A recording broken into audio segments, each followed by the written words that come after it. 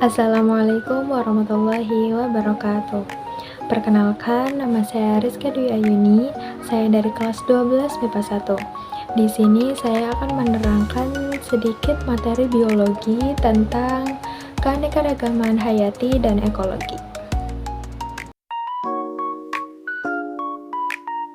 Halo semuanya. Nah, di sini sebelum memasuki sesi pertanyaan dan juga jawaban, saya akan menjelaskan terlebih dahulu tentang keanekaragaman hayati dan juga keanekaragaman ekologi. Yang pertama ada keanekaragaman hayati atau bisa disebut biodiversity. Keanekaragaman hayati adalah jumlah dan variasi dari semua makhluk hidup di bumi, termasuk spesies tumbuhan, hewan, jamur, alga, bakteri, serta lingkungan tempat mereka hidup. Keanekaragaman ini mencakup 3 tingkatan, yaitu keanekaragaman gen, keanekaragaman spesies, dan keanekaragaman ekosistem. Selanjutnya, keanekaragaman ekologi. Keanekaragaman ekologi adalah ilmu yang mempelajari hubungan antara makhluk hidup dan lingkungan mereka, termasuk interaksi antar makhluk hidup dan interaksi antara makhluk hidup dengan lingkungan spesifik. Ekologi mencakup berbagai subtopik seperti ekosistem, populasi, komunitas, dan perubahan lingkungan. Oke, langsung saja masuk dalam sesi pertanyaan dan jawaban. Pertanyaan pertama ada sebutkan dan jelaskan tentang tingkat keanekaragaman hayati. Nah, keanekaragaman hayati itu terbagi menjadi ke dalam 3 tingkatan. Yang pertama, keanekaragaman gen. Keanekaragaman gen adalah perbedaan sifat dalam satu jenis spesies. Contohnya yaitu perbedaan warna pada bunga mawar. Yang kedua, keanekaragaman jenis. Keanekaragaman jenis adalah perbedaan antar berbagai jenis makhluk hidup. Contohnya yaitu perbedaan antara kucing, anjing, dan burung.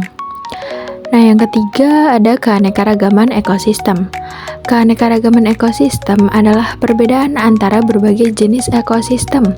Contohnya yaitu hutan hujan tropis, padang rumput, dan terumbu karang. Selanjutnya pertanyaan yang kedua, sebutkan macam-macam ekosistem. Nah, ekosistem itu terbagi menjadi 2 macam. Yang pertama ada ekosistem alami. Ekosistem alami yaitu ekosistem yang terbentuk secara alami oleh alam, tanpa campur tangan manusia seperti hutan dan laut. Yang kedua ada ekosistem buatan. Ekosistem buatan adalah ekosistem yang sengaja dibuat dan dikelola oleh manusia, seperti sawah, kebun, dan waduk. Oke, masuk ke pertanyaan ketiga. Apa yang terjadi jika keanekaragaman hayati menurun? Keanekaragaman hayati menurun dapat menyebabkan ketidakseimbangan ekologis, kehilangan sumber daya alam, dan berdampak negatif pada kehidupan manusia. Pertanyaan keempat, apa yang menyebabkan keanekaragaman hayati menurun? Nah, keanekaragaman hayati menurun dapat disebabkan oleh penangkapan ikan berlebihan, deforestasi, perubahan iklim, dan polusi. Itu semua adalah beberapa penyebab utama penurunan keanekaragaman hayati. Soal kelima, hal apa saja yang bisa dilakukan untuk melestarikan keanekaragaman hayati? Melestarikan keanekaragaman hayati dapat dilakukan dengan menjaga lingkungan, melindungi habitat alami, dan mengurangi polusi. Soal keenam, faktor apa saja yang mempengaruhi keanekaragaman hayati? Yang pertama ada faktor genetik atau hereditas. Yang kedua, faktor lingkungan yang mencakup ke dalam biotik dan abiotik. Soal ketujuh, apa yang dimaksud dengan faktor biotik dan abiotik? Nah, yang pertama ada faktor biotik. Faktor biotik adalah faktor makhluk hidup, baik tumbuhan, hewan, maupun mikroorganisme. Contohnya yaitu interaksi antar spesies dalam suatu ekosistem. Yang kedua ada faktor abiotik. Faktor abiotik adalah faktor fisik dan kimia lingkungan, seperti suhu, cahaya, air, dan tanah. Contohnya yaitu suhu yang berbeda-beda di berbagai wilayah mempengaruhi jenis tumbuhan dan hewan yang dapat hidup di sana.